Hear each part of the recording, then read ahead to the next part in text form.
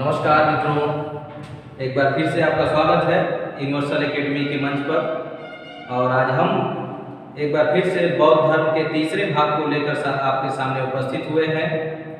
उम्मीद करता हूं कि आप लोग घर पर बैठ के इसे देख रहे होंगे, अपना नोट्स बना रहे होंगे, अपने लक्ष्य की तरफ अग्रसर होने के लिए लगातार अध्ययन कर रहे होंगे। सफल वही होता है जो लगातार पढ़ता है, लगातार अध्ययन करता है। तो हमारी अपेक्षा यही है कि आप लगातार अध्ययन करें, लगातार पढ़ें। हम अपने लेक्चर की तरफ आगे बढ़ते हैं। बौद्ध धर्म का भाग भी हम पढ़ाएंगे और इसमें बौद्ध संगीतियों के बारे में बताएंगे कि कैसे बौद्ध संगीतियाँ कब और किस जगह हुई। तो बहुत ही इम्पोर्टेंट चैप्टर है आपके परीक्षा की दृष्टि से। जब भी बौद्ध धर्म से कोई भी प्रश्न बनता है तो एक आध प्रश्न यहाँ से जरूर आ जाता है, तो इसको जरूर पढ़ें आप। बौद्ध संगीतियाँ या सभाएं। जब गौतम बुद्ध की मृत्यु हो गई 80 वर्ष की आयु में 483 ईसा पूर्व में, तो उनके जो अनुयायी थे उन्होंने कहा कि अब हमें क्या करना चाहिए कि गौतम बुद्ध द्वारा बताए गए जो भी सिद्धांत या जो भी चीजें हैं, नियम कानून है बौद्ध संघ के, उसको लिपिबद्ध करना चाहिए। और इसी को दृष्टिकोण में रखते हुए गौतम बुद्ध की मृत्यु के तत्काल बाद 483 ईसा पूर्व में हर्यक वंश के शासक अजातशत्रु ने एक प्रथम बौद्ध संगीति का आयोजन किया। और इस प्रथम बौद्ध संगीति का आयोजन बिहार के राजगीर में सप्तपर्णी गुफा में हुआ था। तो अक्सर परीक्षाओं में पूछ देता है कि प्रथम बौद्ध संगीति का आयोजन कहाँ हुआ था, तो लोग राजगीर पढ़े रहते हैं, सप्तपर्णी गुफा को छोड़ देते हैं, जबकि कभी कभी राजगीर की जगह सप्तपर्णी गुफा ही आपके ऑप्शन में आ जाता है। तो पूरा याद करिए, राजगीर के सप्तपर्णी गुफा में प्रथम बौद्ध संगीति का आयोजन हुआ था। और जो इसके अध्यक्ष थे वो महाकश्यप थे। महाकश्यप जी ने इस प्रथम बौद्ध संगीति सभा का अध्यक्षता किया था। इसके ठीक 100 साल बाद दूसरी बौद्ध संगीति होती है, द्वितीय बौद्ध संगीति होती है, और जो स्थान होता है वो वैशाली होता है। और वैशाली के जो शासक थे उस समय कालाशोक थे।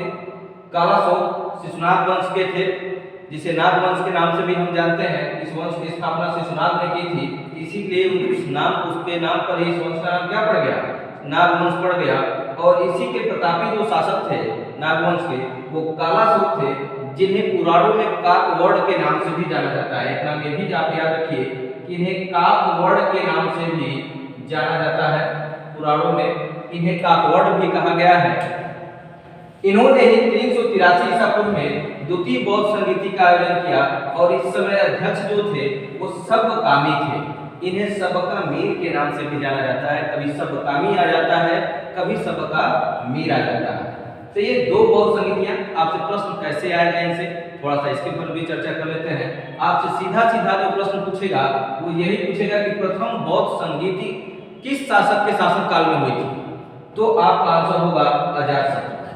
फिर पूछेगा कि किस वंश के शासक के शासनकाल में हुई थी, तो वंश जब पूछेगा तो आपका वंश हो जाएगा हर्यक वंश। इसके बाद प्रश्न ऐसे आएगा कि प्रथम बौद्ध संगीति कहाँ हुई थी, किस जगह पे हुई थी, तो राजगीर के सप्तपर्णी गुफा में हुई थी। और इसकी अध्यक्षता किसने की थी, ऐसे प्रश्न आएगा तो महाकश्यप हो जाएंगे। ठीक इसी तरह के प्रश्न आपके द्वितीय बौद्ध संगीति में भी पूछे जाएंगे। इसके बाद हम आते हैं तृतीय बौद्ध संगीति की तरफ। तृतीय बौद्ध संगीति का आयोजन पाटलिपुत्र में हुआ था। स्थान है पाटलिपुत्र। इस पाटलिपुत्र नगर की स्थापना जो है उदयन ने किया था, जो हर्यक वंश का शासक था। किस वंश का शासक था, हर्यक वंश का शासक था उदयन।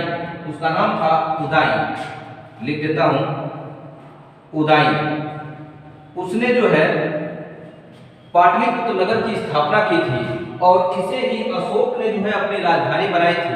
और अशोक जो मौर्य वंश का सबसे प्रतापी शासक था, और उसने ही तृतीय बौद्ध संगीति का आयोजन किया।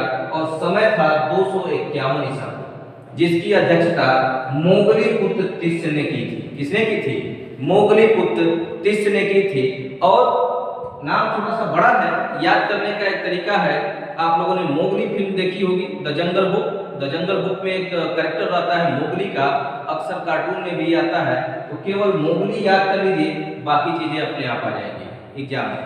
तो ये ट्रिक है थोड़ा सा इसको याद करने का। समय आपका 251 ईसा पूर्व, शासक अशोक प्रतापी शासक और स्थान पाटलिपुत्र। ये है तृतीय बौद्ध संगीति। और पाटलिपुत्र नगर की स्थापना उदयन ने की थी, जो हर्यक वंश का शासक था। किस वंश का? हर्यक वंश का। और जो अशोक थे ये मौर्य वंश के प्रतापी शासक थे।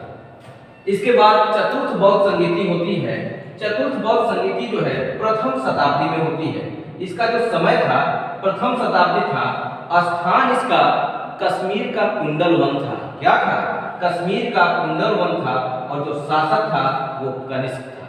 कनिष्क के समय में ही इसमें एक अध्यक्ष बना और एक उपाध्यक्ष बना। कनिष्क के समय में पूछेगा कि जो चतुर्थ बौद्ध संगीति हुई थी उसके अध्यक्ष कौन थे, तो वसुमित्र हो जाएंगे। और उपाध्यक्ष पूछेगा तो अशोक घोष हो जाएंगे। तो इस दोनों चीजें आपसे पूछ सकता है, कौन उपाध्यक्ष था और कौन अध्यक्ष था। इसलिए यहाँ दोनों चीजें याद करना जरूरी है। और सबसे बड़ी चीज ये, इसी चतुर्थ बौद्ध संगीति के समय में बौद्ध धर्म दो भागों में बढ़ जाता है। इसी समय हीनयान और महायान नामक दो शाखाओं में ये क्या होता है? बढ़ जाता है। चतुर्थ बौद्ध संगीति के समय आपको प्रश्न पूछेगा कि किसके शासनकाल में बौद्ध धर्म दो भागों में बढ़ जाता है, तो किसके शासनकाल में बढ़ता है? कनिष्क के शासनकाल में बौद्ध धर्म दो भागों में बढ़ जाता है। चतुर्थ बौद्ध संगीति के समय जो कनिष्क के समय हुई थी, एक को हीनयान कहा गया, दूसरे को महायान कहा गया। हीनयान का मतलब होता है अपरिवर्तनवादी। अपरिवर्तनवादी मतलब हीनयान के वे लोग जो बौद्ध गौतम बुद्ध द्वारा बताए गए किसी भी सिद्धांत में, किसी भी नियम में कोई भी परिवर्तन नहीं चाहते थे। ऐसे लोगों को कहा गया, इस शाखा को मानने वाले लोगों को हीनयान शाखा कहा गया। और जो परिवर्तनवादी थे उन्हें महायान कहा गया। परिवर्तनवादी मतलब समय के साथ ये क्या थे? परिवर्तन करते थे। जैसे आप देखे होंगे कि गौतम बुद्ध के बहुत सारे आपके उनके मूर्तियां आपको देखने को मिलती होंगी। कहीं आप देखेंगे घुंघराले बाल हैं उनके, तो ये कौन है? महायान शाखा के लोग हैं, जो उनमें परिवर्तन करके उनको अति सुंदर बनाकर सामने पेश करते हैं कि ये हमारे आराध्य हैं। और दूसरी चीज ये है कि हीनयान शाखा के लोग जो थे वो गौतम बुद्ध को देवता नहीं मानते थे, बल्कि एक महापुरुष मानते थे। ये सबसे बड़ा अंतर था हीनयान का, कि हीनयान वाले गौतम बुद्ध को देवता न मानकर एक महापुरुष मानते थे, जबकि महायान शाखा के लोग गौतम बुद्ध को देवता के रूप में पूजते थे।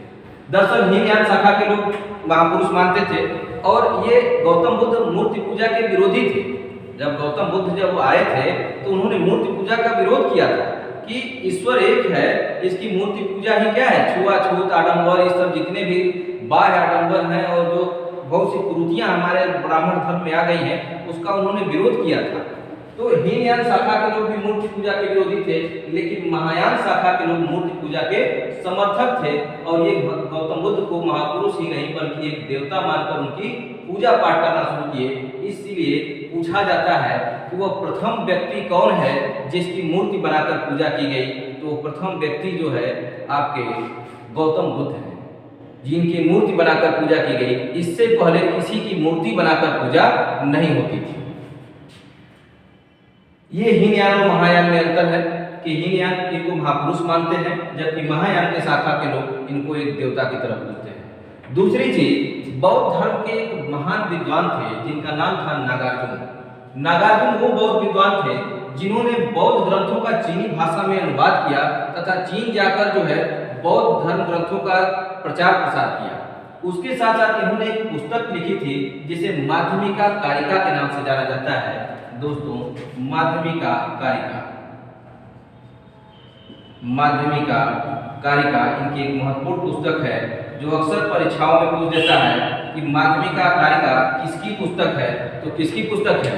ये नागार्जुन द्वारा लिखी गई पुस्तक है, जो एक महान बौद्ध विद्वान थे। इन्होंने ही चीन में जाकर बौद्ध ग्रंथों का चीनी भाषा में अनुवाद भी किया और चीन में बौद्ध धर्म ग्रंथों का प्रचार प्रसार किया। अगर आपसे पूछ दे कि विश्व में इंटरनेशनल धर्म कितने हैं, तो आप क्या बताएंगे? विश्व में कितने इंटरनेशनल धर्म हैं? अंतर्राष्ट्रीय धर्म किसको किसको माना गया है? तो अंतर्राष्ट्रीय धर्म अगर आपसे पूछा जाता है तो केवल 3। कितने हैं? केवल 3 धर्मों को अंतर्राष्ट्रीय धर्म की मान्यता दी गई है।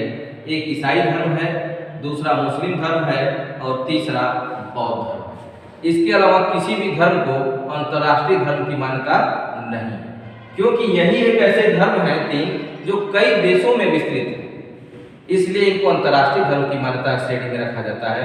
इसके अलावा जो भी धर्म है वो कुछ ही विषय अपने कुछ ही देशों में सीमित होकर रह जाते हैं। तो ये चीजें हैं बौद्ध धर्म के बारे में, संगीतियों के बारे में। इसके अगले लेक्चर के बारे में हम फिर उपस्थित होंगे लेकर आपके सामने। तब तक के लिए धन्यवाद, थैंक यू।